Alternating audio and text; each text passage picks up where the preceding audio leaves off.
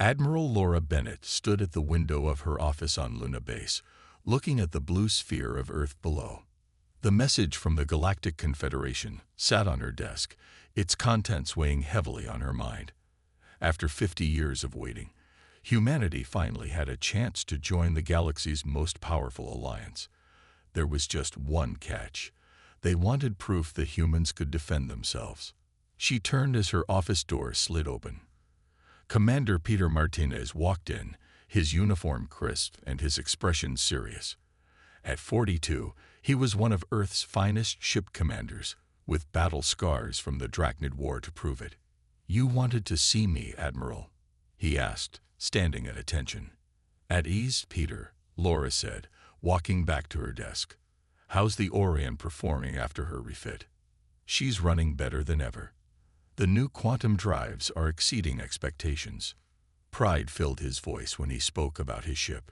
The U.S. Orion wasn't the biggest ship in Earth's fleet, but it was arguably the most advanced. "Good, because I have a mission for you and your crew." Laura activated the holographic display on her desk, showing a star map. A red dot pulsed near the Centauri system. "The Galactic Confederation has finally responded to our membership application." Peter's eyebrows rose. After all this time, what did they say?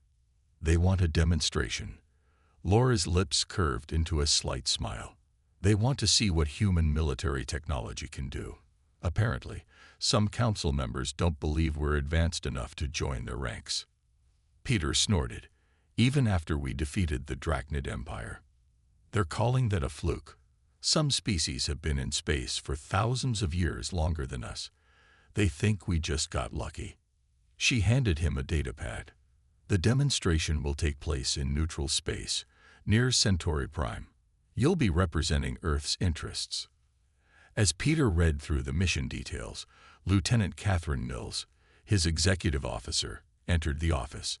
Her brown hair was pulled back in a regulation bun, and concern showed on her face as she saluted. "Lieutenant Mills, right on time," Laura said. "I assume you've reviewed the preliminary data." "Yes, Admiral." Catherine's voice carried a note of worry. "I have concerns about this demonstration. The energy readings from the designated testing area suggest there's more going on than a simple military exercise." Peter looked up from the datapad. "What do you mean?" Catherine activated her own data tablet, projecting a series of energy signatures into the air. "These readings were taken over the past week. There's been unusual activity in the sectors surrounding the test area. Ships moving in and out at odd intervals, and some of the energy signatures. They remind me of Drachnid technology." A heavy silence fell over the room. The Drachnid War had ended just 15 years ago, and the memories were still fresh. Earth had lost millions defending itself against the alien empire that had thought humans would be easy prey. Could they be planning something? Peter asked, his mind already working through tactical scenarios. Laura shook her head. "The Drachnids were scattered after the war. They barely have enough ships to protect what's left of their territory, let alone launch another attack. Unless someone's been helping them rebuild," Catherine suggested quietly. "That's exactly what we need to find out." Laura stood, her expression determined. "This demonstration might be more than just a test of our capabilities. It could be an opportunity to uncover what's really going on in the Confederation." Peter studied the mission details more carefully now. "The Orion's crew is ready, Admiral. When do we leave?" "You have 48 hours to prepare. Choose your loadout carefully. We want to show enough to impress them, but not everything we have." Laura's eyes narrowed.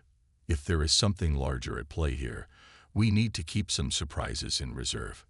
Catherine pulled up another display, this one showing the Orion's weapon systems. "We can showcase the standard quantum torpedoes and plasma cannons, but I suggest keeping the dark matter weapons and phase-shifting technology classified for now." "Agreed," Peter said. "We'll give them a good show without revealing our full capabilities." Over the next 2 days, the Orion underwent final preparations. The crew of 300 worked around the clock, running drills and checking systems. Peter spent hours in tactical meetings with his senior staff, planning how to approach the demonstration. The night before departure, Peter stood in the Orion's observation deck, watching Earth's cities glitter below. Catherine joined him, carrying 2 cups of coffee. "Couldn't sleep either?" she asked, handing him one of the cups. "Just thinking about what we're getting into." He took a sip of the coffee. "Something about this doesn't feel right. The timing, the location, the way they're rushing this after making us wait so long." "I know what you mean." Catherine leaned against the railing. "I've been going through historical records. Every species that's joined the Confederation in the past century has gone through years of evaluation. But with us, they suddenly want an immediate demonstration of military power. Almost like they're trying to provoke something," Peter mused. A soft chime indicated an incoming message. Both officers checked their communicators.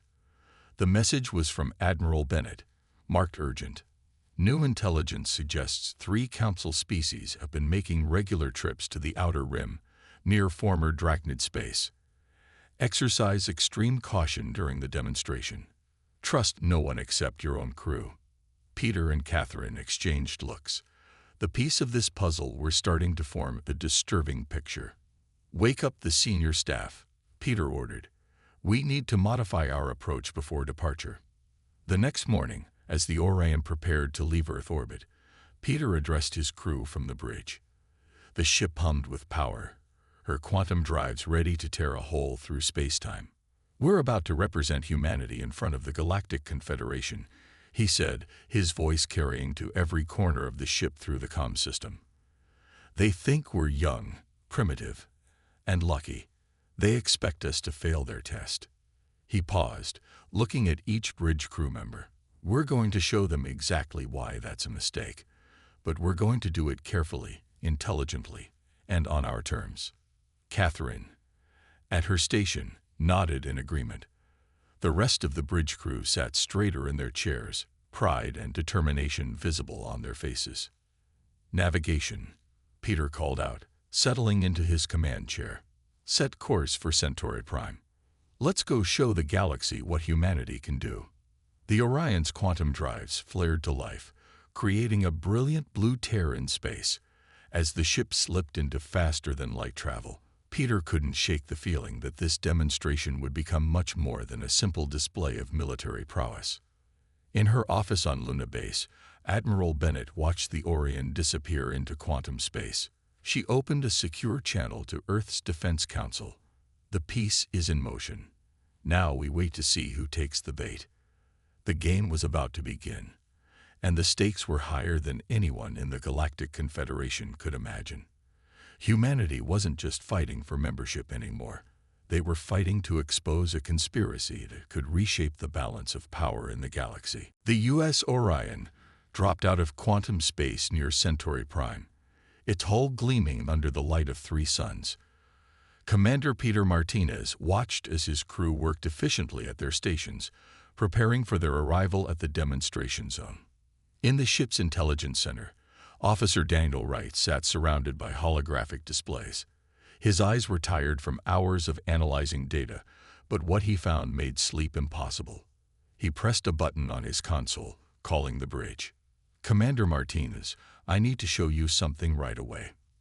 5 minutes later, Peter and Lieutenant Catherine Mills stood in the intelligence center, looking at Daniel's findings. The displays showed shipping routes, energy signatures, and financial transactions between several council species and the outer regions of known space. "Look at these patterns," Daniel said, pointing to red lines that crisscrossed the map.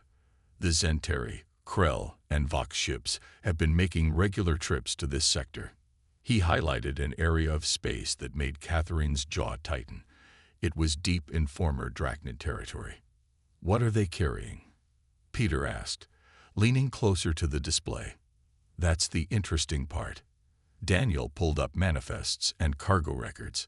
Officially, they're delivering medical supplies and food. But the energy readings from their ships suggest something much heavier. These signatures match weapons-grade materials. Catherine crossed her arms.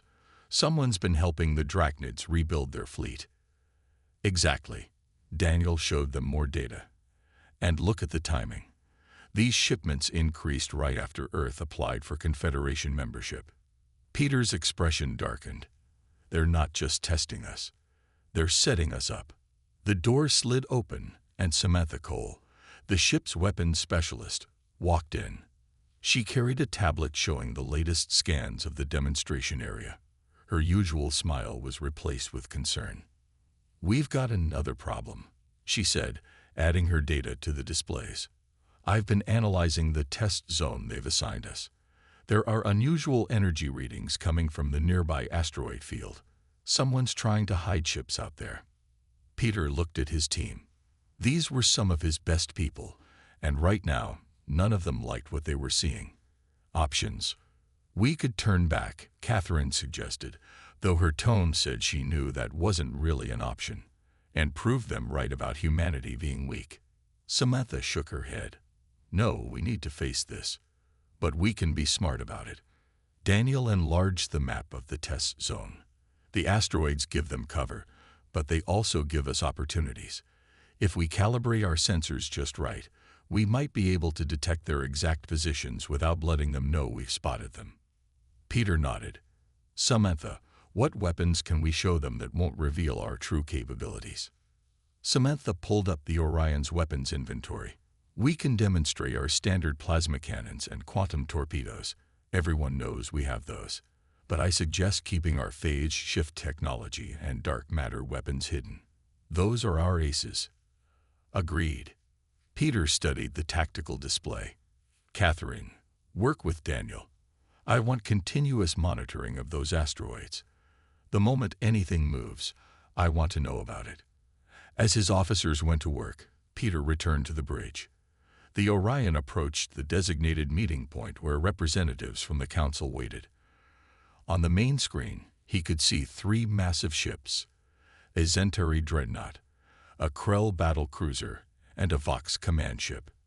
"Incoming transmission," the communications officer announced. "It's Admiral Zextal of the Centauri fleet."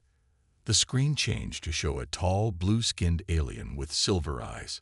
Zextal's expression was neutral, but there was something in those alien eyes that Peter didn't trust. "Commander Martinez," Zextal's voice was smooth. "Welcome to Centauri Prime. We're pleased you chose to accept our invitation." "The pleasure is ours, Admiral," Peter replied diplomatically. "We look forward to the demonstration." "Yes, I'm sure you do." Zextal's lips curved slightly. "The test will begin in 6 hours. We've prepared a series of challenges to evaluate your capabilities." After the transmission ended, Peter received an urgent message from Daniel. The intelligence officer had intercepted communications between the council ships, translated from their encrypted language. The messages were troubling. "Everything in position. Waiting for signal. Reminder. No survivors. Blame the Drachnids." Peter called his senior staff for an emergency meeting in the tactical room. As they gathered around the holographic table, he shared the intercepted messages. "They're planning to eliminate us during the demonstration," Catherine said, stating what everyone was thinking. "Not if we strike first," Samantha suggested, but Peter shook his head. "No, we play their game, but we play it smart." He activated the tactical display, showing their position relative to the asteroid field. "They expect us to either run or walk right into their trap. We're going to do neither." Over the next few hours, the crew of the Orion prepared. While appearing to run routine checks for the demonstration, they carefully positioned themselves for what everyone now knew would be a real fight. Samantha worked with her weapons team, preparing systems that the Council didn't know existed. Daniel's intelligence team monitored every communication, building a picture of the forces hidden in the asteroid field. Catherine coordinated with all departments, ensuring everyone knew their role in what was to come. In his quarters, Peter recorded a message to Admiral Bennett. "Admiral, if you receive this, our suspicions were correct. The Council demonstration is a trap, likely meant to eliminate us and blame it on Drachnid forces. We have evidence of Council species arming our old enemies. We're proceeding with the demonstration, but we're ready for their real test. Orion out. As the time for the demonstration approached, Peter stood on his bridge, looking at the seemingly empty space before them.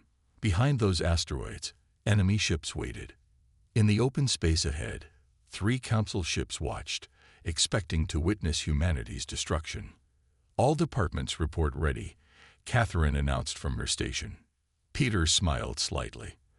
The council wanted to test humanity's military power. They were about to get exactly what they asked for, just not in the way they expected. "Take us in," he ordered.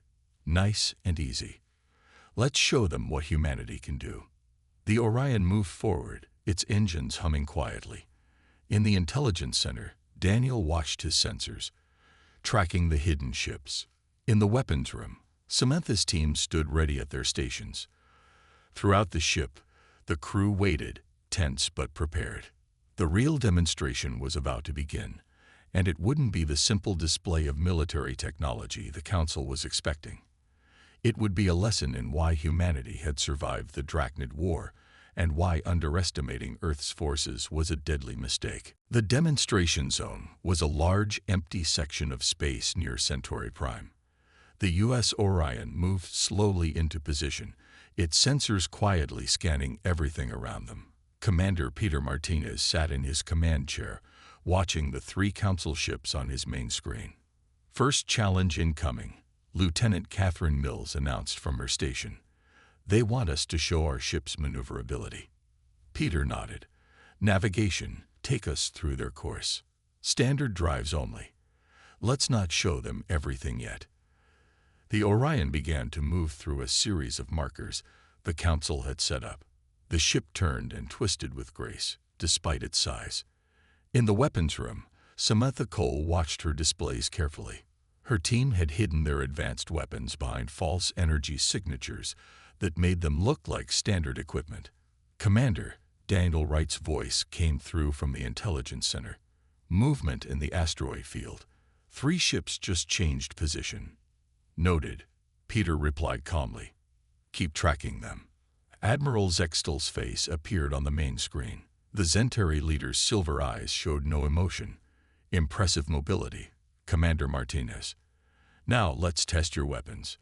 Target the provided practice drones." A dozen small drones appeared from the Centauri dreadnought. They moved quickly, creating a challenging target pattern. "Target the drones," Peter ordered. "Standard plasma cannons only." The Orion's weapons fired, destroying each drone with perfect accuracy. The crew worked smoothly, hitting their targets while carefully hiding their true capabilities. "Very good," Zextel said. "But these are simple tests. Let us see how you handle a more realistic scenario." The Centauri dreadnought moved forward. It was 3 times the size of the Orion, its hull covered in heavy armor. "We will now conduct a simulated combat exercise," Zextel announced. "Your ship against mine. Training weapons only, of course." Peter exchanged a look with Catherine. They both knew training weapons wouldn't be the only things firing today. "Daniel," Peter called quietly over a private channel. "Status of our hidden friends." 6 ships in the asteroid field now," Daniel reported. "They're moving to surround us in a wide circle. Energy readings suggest Drachnid warships, just as we suspected." Peter pressed a button on his chair, sending a prearranged signal to all departments. Everyone knew what it meant. Be ready for real combat. The mock battle began. The Centauri ship fired practice shots, which the Orion dodged easily. Peter had his crew return fire, but deliberately missed a few shots to appear less skilled than they were. "Your aim needs work, Commander," Zextel said with a hint of smugness. "We're still learning, Admiral," Peter replied humbly. But under his calm voice, he was counting down in his head. The hidden ships were almost in position. Soon, they would spring their trap, expecting to catch the Orion unprepared. In the weapons room, Samantha watched her real weapons displays. "All systems ready, Commander. They won't know what hit them." The mock battle continued for several minutes. The Centauri ship moved closer, pushing the Orion toward the asteroid field. Peter allowed his ship to be herded, appearing to struggle against the larger vessel. Now, Daniel's voice cut through the bridge. Multiple ships emerging from the asteroid field. Right on schedule, 6 Drachnid warships appeared from behind the asteroids. Their weapons were hot, ready to fire. At the same time, the Zentari dreadnoughts' practice weapons switched to full power. "What's this?" Peter asked, pretending to be surprised. "Admiral Zextal, there seem to be some uninvited guests." "How unfortunate," Zextal replied, not even trying to hide his satisfaction. "It appears some Drachnid raiders have found us. Since you're clearly outmatched, we'll handle this threat. You should retreat to safety."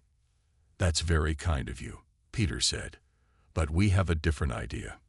He pressed his command console. "All stations, execute Plan Delta." The Orion's response was immediate and devastating. Hidden weapon ports opened along its hull. The ship's energy signature changed as its true power systems came online. "Target the nearest Drachnid ship," Peter ordered. "Show them what we can really do." The Orion's weapons flared to life. A quantum torpedo struck the first Drachnid ship, its shields failing instantly. The warship exploded in a bright flash. "Impossible," Zextal shouted. "Those weapons are far beyond your technology level." "You'd be surprised what we can do," Peter replied. "Catherine, show them our real maneuverability." The Orion moved with incredible speed, its advanced engines finally revealed. It danced between enemy ships, its weapons striking with deadly accuracy. In the intelligence center, Daniel tracked each enemy vessel, 2 more Drachnid ships moving to attack position. The Krell and Vox ships are powering weapons. "Let them come," Peter said. "Samantha, time to use those special modifications." The Orion's hull shimmered as its quantum phase shields activated. Enemy fire passed harmlessly through the ship, unable to lock onto its shifting phase state. "How are they doing this?" one of the Drachnid captains shouted over an open channel. "The Council said they were primitive." The Council, Peter announced clearly, was wrong. The battle intensified. The Orion moved like a dancer through space, its weapons striking with surgical precision. 2 more Drachnid ships exploded. The Krell battle cruiser moved to attack, but the Orion's phase-shifted torpedoes passed right through its shields. "Commander," Catherine called out, "incoming transmission from Admiral Bennett. The Second Fleet is on its way. 8 minutes until they arrive." Peter smiled. Everything was going according to plan. The Council's trap had become their own demonstration of power, just not in the way they had intended. "Your ship is impressive, Commander," Zextal said, his voice tight with anger. "But you're still outnumbered." "Numbers," Peter replied calmly, "aren't everything. Daniel, send them the data." Daniel transmitted files to all enemy ships, proof of their conspiracy, the secret meetings, the weapons shipments to the Drachnids. Everything they had gathered. "You see, Admiral," Peter continued, "we knew about your plan before we arrived. This isn't your test of our capabilities. This is our demonstration of why you shouldn't have underestimated humanity." The Orion spun gracefully, avoiding a barrage of enemy fire. Its weapons struck again and again, disabling rather than destroying the Council ships. They weren't just showing their power, they were showing their restraint. "Final Council ship targeted," Samantha reported. "Weapons ready." Peter looked at the main screen, where Zextal's face showed a mixture of rage and fear. "Your move, Admiral. But choose carefully. Earth's Second Fleet will be here very soon, and they're not as gentle as we are." The battle had turned into exactly what humanity had wanted, a true demonstration of their power, and a lesson the Galactic Council would never forget. The space around Centauri Prime lit up with weapons fire. The U.S. Orion moved between enemy ships like a predator among prey, its advanced technology now fully revealed.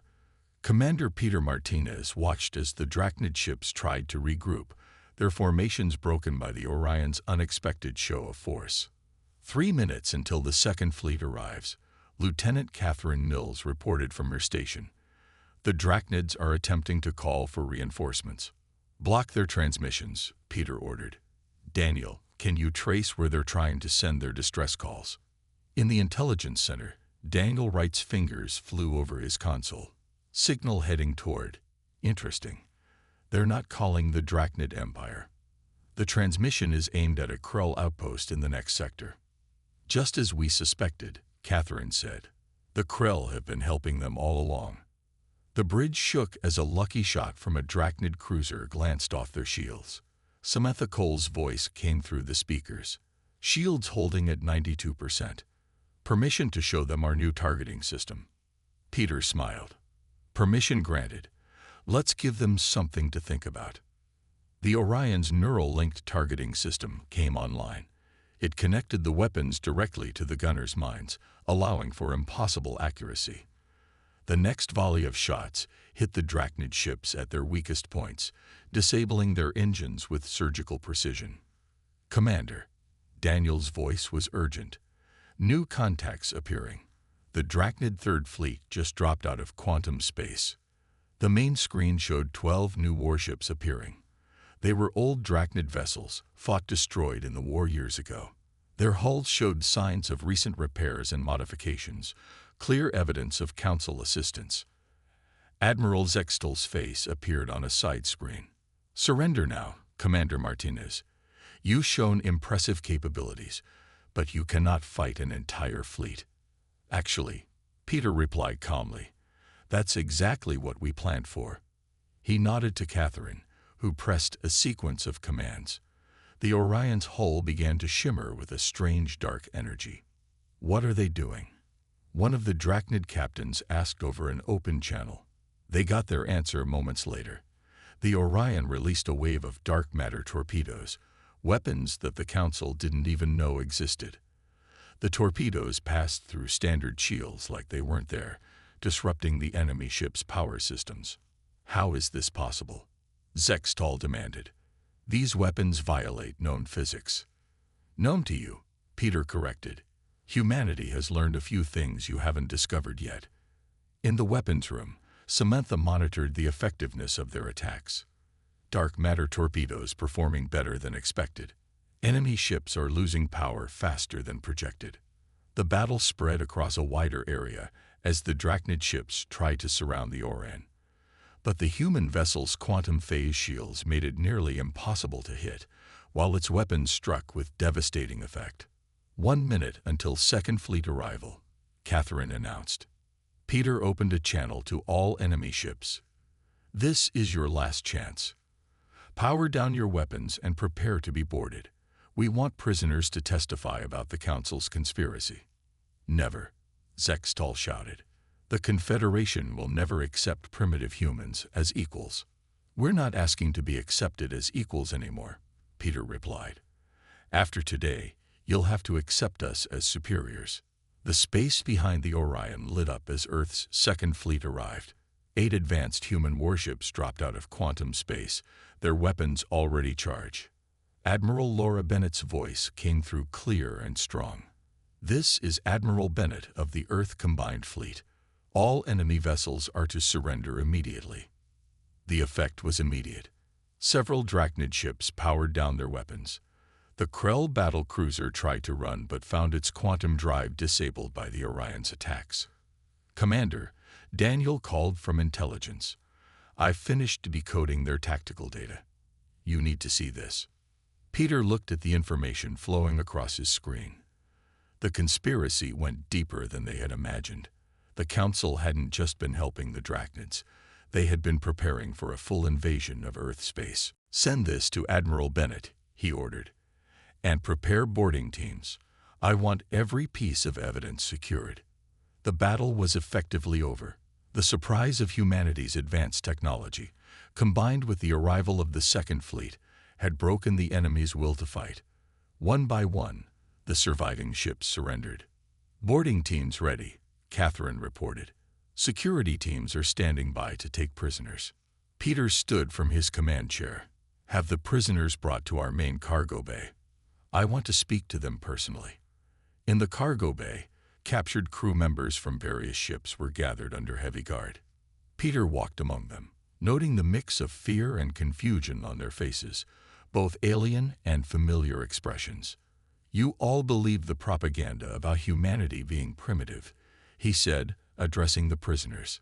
"Your leaders told you we were lucky to survive the Drachnid War, that we didn't deserve a place in the Confederation." He activated a holographic display, showing the evidence they had gathered. "But while you were underestimating us, we were watching you, learning about you, preparing for exactly this moment." Admiral Zextel, now a prisoner himself, spoke up. "You tricked us. This whole demonstration was a trap." "No, Admiral," Peter corrected. "We simply turned your trap against you. The real demonstration wasn't just about our military power. It was about our intelligence, our planning, and our ability to outthink our opponents." Catherine entered the cargo bay with new reports. "Sir, Admiral Bennett reports that Council ships are arriving from nearby systems. They're demanding to know what happened." Peter smiled. "Perfect. Lieutenant Mills, please escort our guests to the main viewing bay. I want them to watch what happens next." As they moved the prisoners, Samantha's voice came over the comm. "Commander, you should know. The weapons we revealed today, they're already outdated. The new systems being installed on our latest chips are 2 generations ahead." Peter nodded, letting the prisoners hear this information. Let them wonder what other surprises humanity had in store. The real demonstration was about to enter its final phase. Soon, the full Galactic Council would learn just how badly they had underestimated Earth and its defenders. But first, there were prisoners to process, evidence to catalog, and a conspiracy to expose. "Send word to Earth," Peter ordered. "Tell them Phase 1 is complete. The Council's treachery is exposed, and humanity's position is secured. Now we can begin Phase 2. The prisoners exchanged worried looks. They had thought this battle was the end of humanity's demonstration. They were just beginning to realize it was only the beginning. The Great Hall of the Galactic Council on Centauri Prime fell silent as Commander Peter Martinez walked in. Behind him came Lieutenant Catherine Mills and Officer Daniel Wright, carrying data crystals containing evidence of the conspiracy. Admiral Laura Bennett led another group of Earth officers, their faces serious but confident.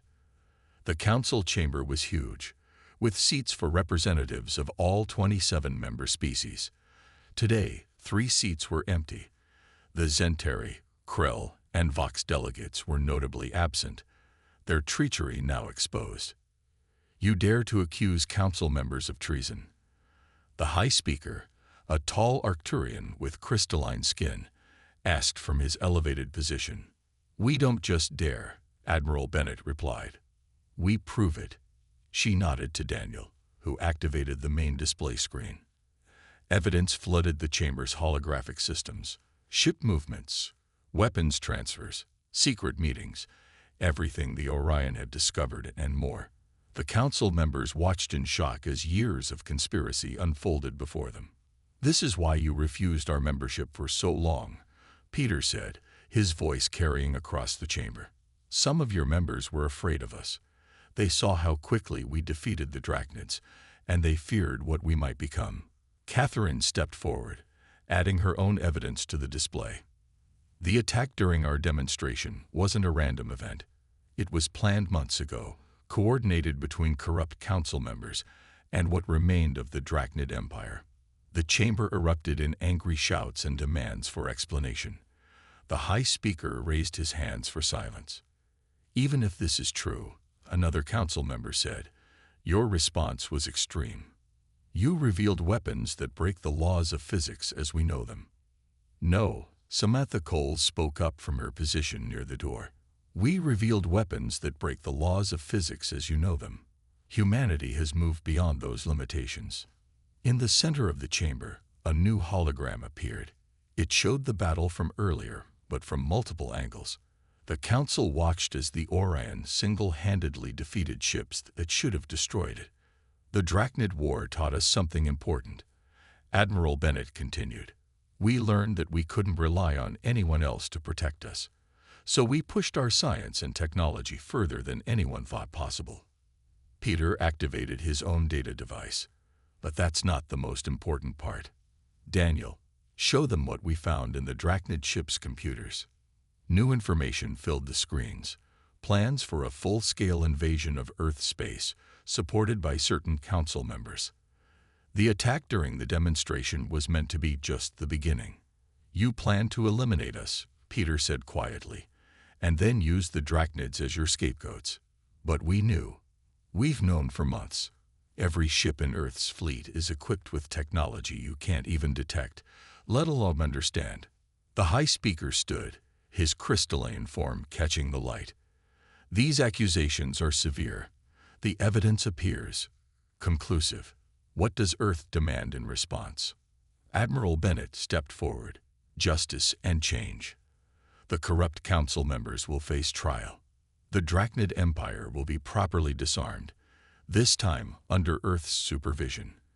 And humanity will take its rightful place on this council. You're in no position to make demands, one council member shouted. Actually, Catherine said, activating another display. We are. The screen showed Earth's full fleet, now upgraded with the same technology as the Orion. We could have conquered half the Confederation by now. Instead, we're here, asking to join as equals. The chamber fell silent again. The High Speaker consulted quietly with other council members. Perhaps, he said finally, we have underestimated humanity's wisdom as much as its power.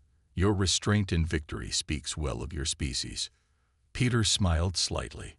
We don't want to rule the Confederation. We want to help protect it. The galaxy is vast, and there are threats out there worse than the Drachnids. Humanity can help face those threats, if you'll let us.